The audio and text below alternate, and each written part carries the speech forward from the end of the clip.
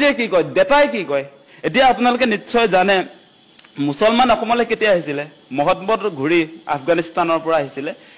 তেখেতৰ নেতৃত্বত তেওঁলোকে যেতিয়া অসম আক্ৰমণ কৰিবলৈ আহিছিলে মহম্মদ ঘুৰিৰ লগত আপোনাৰ মুছলমান সৈনিক হিচাপে তেওঁলোকে আহিছিলে এই গৰিয়া মুছলমানবিলাক হেতু আহিছিলে কেতিয়া 1204 খ্ৰীষ্টাব্দ 1204 চনত আহোমৰ অহাৰ পূৰ্বে দেই হেতু প্ৰথম দাতা মহম্মদ ঘুৰিৰ সৈন্যবাহিনী হিচাপে আহিছিলে সেই সময়ত কিছু সংখ্যক মানুহ ইয়াত থাকি গল যুদ্ধবন্দী হৈ গৈছে নহয় বহুত মানুহ আৰু তেনেকে থাকি গল মিৰ্জুমলাৰ অসম আক্ৰমণৰ সময়ত আপোনালোকে জানে সেই কথা সেই সময়তো ইয়াতটো আহোম ৰজাইটো আপোনাৰ বন্দী কৰি ৰাখিলে আমাৰ যিসকল মুছলমান সৈনিক আহিছিলে মিৰ্জুমলাৰ লগত গতিকে আমি সেই মুছলমান সাম্ৰাজ্যবাদী সকলে যেতিয়া অসম আক্ৰমণ কৰিছিলে আমি যে খেদি পঠিয়াইছিল কিছু ইয়াতটো বন্দী কৰি ৰাখিছিল সেইবিলাক থাকি গল হেতু ইতিহাস কৈ আছো আপোনাক তাৰ পাছত আপোনালোকে জানে ইয়াণ্ডাবু সন্ধি 1826 চনত যেতিয়া সংঘটিত হল সেই সময়ছোৱাত ইয়াণ্ডাবু সন্ধি কাৰ লগত হৈছিল মান আৰু আপোনাৰ ব্ৰিটিছৰ লগত আমাৰ লগত হোৱা নাছিল সেই সময়ত আমাৰ 27 লাখ মান জনসংখ্যা আছিল অসমত 1826 চন মানত সেই সময়ত আপোনাৰ মানেটো অসমত কচুকটা দিছিল কাটি কাটি মানুহক মানে আপোনাৰ মাৰি কাটি শেষে কৰি দিছিল 8-9 লাখ জনসংখ্যা কাটি দিছিল মানে অসমটো একদম খালি হৈ গৈছিল মোটামুটি সেই সময়ত আপোনাৰ ব্ৰিটিছে অসমত আহি মানৰ লগত চুক্তি কৰিলে মানৰ চুক্তি অনুসৰি কি হৈছে ইয়াতে আপোনাৰ তেওঁলোকে ব্ৰিটিছৰ অধীনলৈ গৈছে মান গুছি গল অসমৰ পৰা ব্ৰিটিছ আহিলে ব্ৰিটিছে ইয়াত কি হৈছে সম্পদ লুণ্ঠনৰ কাৰণে আহিছিলে জানে আপোনালোকে তেওঁলোকৰ ইষ্ট ইণ্ডিয়া কোম্পানী ইয়াত তেওঁলোকৰ চিফ কমিশনাৰ বিলাক আছিল গভৰ্ণৰ জেনেৰেল বিলাক আছিল কমপ্লিটলি আপোনাৰ আহোম ৰাজত্বৰ পৰা আপোনাৰ ইষ্ট ইণ্ডিয়া কোম্পানীৰ হাতলৈ ব্ৰিটিছ চৰকাৰৰ হাতলৈ আমাৰ শাসনভাৰ গুছি গৈছিল সেই সময়ছোৱাত আপোনালোকক মুছলমানে কেনেকে আমাৰ ইয়াত সোমাবলৈ পালে সেই কথাটো যদি চাই আপোনালোকে ডেটা যদি চাবলৈ যায় তথ্যই কয় যে ব্ৰিটিছৰ হাতলৈ যেতিয়া আমাৰ প্ৰশাসন যন্ত্ৰটো গুছি গল তেওঁলোকে যেতিয়া ইষ্ট ইণ্ডিয়া কোম্পানীৰ জৰিয়তে আমাৰ সম্পদ লুণ্ঠনৰ কাম কাজত আগবাঢ়িলে আপোনালোকে জানে সেই সময়ত ঝাৰখণ্ডৰ পৰা আৰু বিভিন্ন আমাৰ ভাৰতৰ ৰাজ্যৰ পৰা তেওঁলোকে প্ৰথম অৱস্থাত চাহ খেতিৰ কাৰণে আমাৰ চাহ জনগোষ্ঠীৰ লোকসকলক আনিলে সংখ্যাটো 5 লাখ জনসংখ্যা আৰু তেতিয়া সেই একেটা সময়তে আপোনালোকে জানে 1920 আৰু 1930 চনত 1930 চনত মুছলমান মানুহৰ সাংঘাতিক প্ৰব্ৰজন হৈছিল আপোনাৰ এই পূৰ্ববংগৰ পৰা ঢাকাৰ পৰা ময়মনসিংহৰ পৰা সেই মানুহবিলাক ইয়ালৈ আহি সংস্থাপন কৰিছিল ব্ৰিটিছ চৰকাৰে কিমান কৰিছিল হেতু জানিলক হেতুতে ইন্টাৰেষ্টিং হ'ব কংগ্ৰেছে এলনে কোনে আনিলে কিন্তু সেই সময়ত গোপীনাথ বৰদলৈ আছিল সাংঘাতিক প্ৰতিবাদ হৈছিল অসমটো নাথাকো বুলিয়ে কৈ দিছিল ভাৰতৰ লগত কাহিনী তেনেকুৱা সেই সময়ত আপোনালোকক ডেটা দিছো এই 1920 চনৰ পৰা 1930 চনত সেই সময়ছোৱাত আপোনালোকে আমাৰ কটন কলেজৰ প্ৰতিষ্ঠাপক জানে নহয় আমাৰ কটন সাহাব যেতিয়া আপোনাৰ চিফ কমিশনাৰ আছিল তেওঁৰ নেতৃত্বত অসমত এই 1920 পৰা 1930 চন এই 10 বছৰত 6,53,018 জন মুছলমান মানুহক মাটি পট্টা দিছিল কোনটো চন 1920 পৰা 1930 এই 10 বছৰত মুছলমানক দিয়া হৈছিল মাটি পট্টা 6,53,018 জনক তাৰ বিপৰীতে হিন্দুক দিয়া দিছিলে কেৱল 84,279 জন ডিফাৰেন্সটো চাওক মুছলমানক কিমান দিলে 6,53,018 জন মুছলমানক ভূমি পট্টা কৰি দিলে ব্ৰিটিছ চৰকাৰে হেনৰি কটন সাহাব কটন কলেজৰ প্ৰতিষ্ঠাপক আৰু আমাৰ হিন্দু জনসংখ্যাক দিলে 84,279 কথাটো বুজি পালে নে দিয়া এই বৃহৎ সংখ্যাটো কিমান হ'ব আপোনাৰ এই যে 6 লাখ মানে প্ৰায় 7 লাখক যে তেওঁলোকে 1920 পৰা 30 চনৰ ভিতৰত যে মাটি পট্টা দিলে ব্ৰিটিছ চৰকাৰে সেই এজন এটা এঘৰত আপোনাৰ ইয়াত যে 6 লাখ যে দেখুৱাইছে 6 লাখ 7 লাখে প্ৰায় যে 6,53,000 মানে 7 লাখে ইয়াৰ জনসংখ্যাটো যদি চাই তেতিয়াও আপোনাৰ প্ৰায় 10 লাখ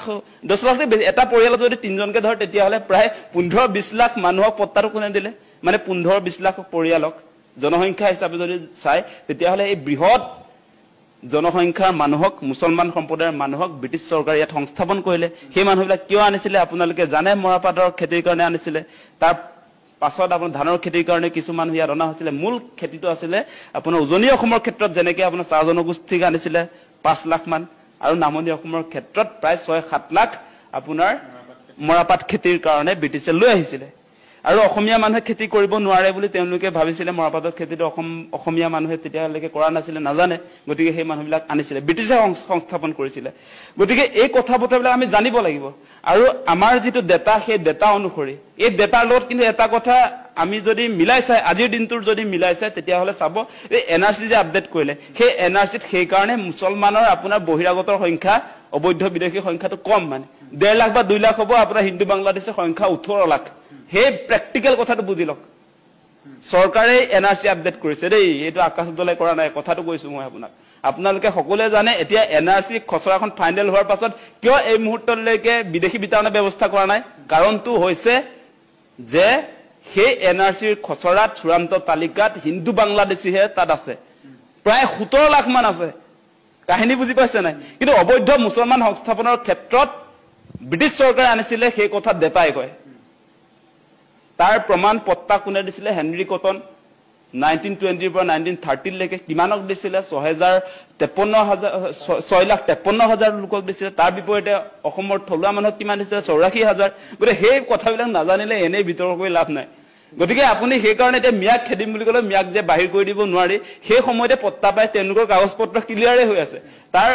পাছত কিছু সংখ্যক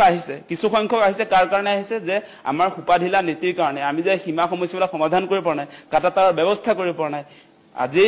বিজেপি চৰকাৰেতো তাত সীমাত গৈ প্ৰথম যেতিয়া সৰ্বানন্দ সোণোৱাল মুখ্যমন্ত্ৰী হল 1 ইঞ্চিও বাংলাদেশিক মাটি এৰি নিদিম বুলি কৈছিল সীমা পুনৰ নামত হাজাৰ হাজাৰ বিঘা দি দিলে বাংলাদেশক দূৰবীন চাই সীমা সমস্যা সমাধান কৰিম বুলি তাততো এটা হেৰিও চলিছিল এটা ফিল্মি ষ্টাইলত মানে তেনেকুৱা ধৰণৰ নাটকো চলিছিল কিন্তু সমাধান নহল আজিও উন্মুক্ত হৈ আছে আজি ভাৰত বাংলা সীমাত মুঠৰ ওপৰত এই সংগ্ৰামখনে আচলতে কাৰোৰ লাভ নহলেও পলিটিক্যালি হিমন্ত বিশ্ব শৰ্মাক হিৰো কৰোৱা এটা সংগ্ৰাম হৈছেগে এতিয়া কিন্তু সেইটোৰ আমি সাৱধান হ'ব লাগিব আমি জনা শুনা মানুহবিলাকে যিসকল শিক্ষিত আজি যুৱক যুৱতী আমি নেতৃত্ব দি আছো যিসকলে জাতীয় জনগোষ্ঠীয় সংগঠনক প্ৰতিনিধিত্ব কৰি আছে আমি আসলে ইতিহাসটো জানিব লাগিব আৰু এই ক্ষেত্ৰত আসলতে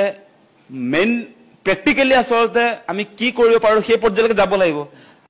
আজি বড়ো মানুহবিলাক আজি কুচ ৰাজবংশী আমাৰ ট্ৰাইবেল মানুহবিলাক সেই মানুহবিলাকৰ ওচৰলৈ যদি মিয়াবিলাক আপুনি পঠিয়ায় তেতিয়াহলে সেই মানুহবিলাকে ল'ব নেকি সেই কথাটোতো নাই গতিকে সেই কাৰণে আমিও লক্ষ্য কৰিছো যে তাতো কুচ ৰাজবংশী ছাত্ৰ সন্থা বা আমি দেখিছো বিভিন্ন কুচ জনগোষ্ঠীৰ লিডাৰক দেখিছো তেওঁলোকে কৈছে আমি কি ডাস্টবিন নেকি যে আপোনালোকে তাৰ পৰা খেদিব আমি কি গ্ৰহণ কৰিম সেই কথাটো নাই গতিকে ইয়াৰ কাৰণে এটা আপুনি যেটো সলিউশনৰ কথা কৈছে এতিয়া মূল কথাটো আহিছে যে মুছলমানৰ সাংঘাতিক ধৰণে জনসংখ্যা বিস্ফোৰণ হৈছে গতিকে সেই জনসংখ্যা বিস্ফোৰণ হোৱাৰ কাৰণে আমাৰ যিবিলাক আসলতে ইয়াৰ খিলঞ্জিয়া মানুহ ইয়াৰ ভূমিপুত্ৰৰ প্ৰতি ভাবুকি আহিছে সেই কথাটো আহিছে গতিকে সেই কামটো কোনে কৰিব এতিয়া জনসংখ্যা নিয়ন্ত্ৰণৰ কাৰণে হিমন্ত বিশ্ব শৰ্মাই কোনখন আইন আনিলে এতিয়ালৈকে তেনেকুৱা ব্যৱস্থাপনা আছেনে বা চৰ চাপৰিত থকা লোকসকলৰ শিক্ষা স্বাস্থ্য সেই ক্ষেত্ৰত কি কাম কৰিলে সেই কথাটো লাগিব এতিয়া আমি লক্ষ্য কৰিছো যেটো প্ৰেক্টিক্যাল সেই কথাটো কৈছো ডাটাবেস কথাটো কৈ আছো আজিৰ দিনটোটো যদি আপুনি সেন্সাস কৰি উলিয়ায় তেতিয়াহলে যিবিলাক উচ্চ শিক্ষিত মুছলমান তেওঁলোকৰ ঘৰতো পৰিয়ালৰ মুঠ মানে সদস্যৰ সংখ্যা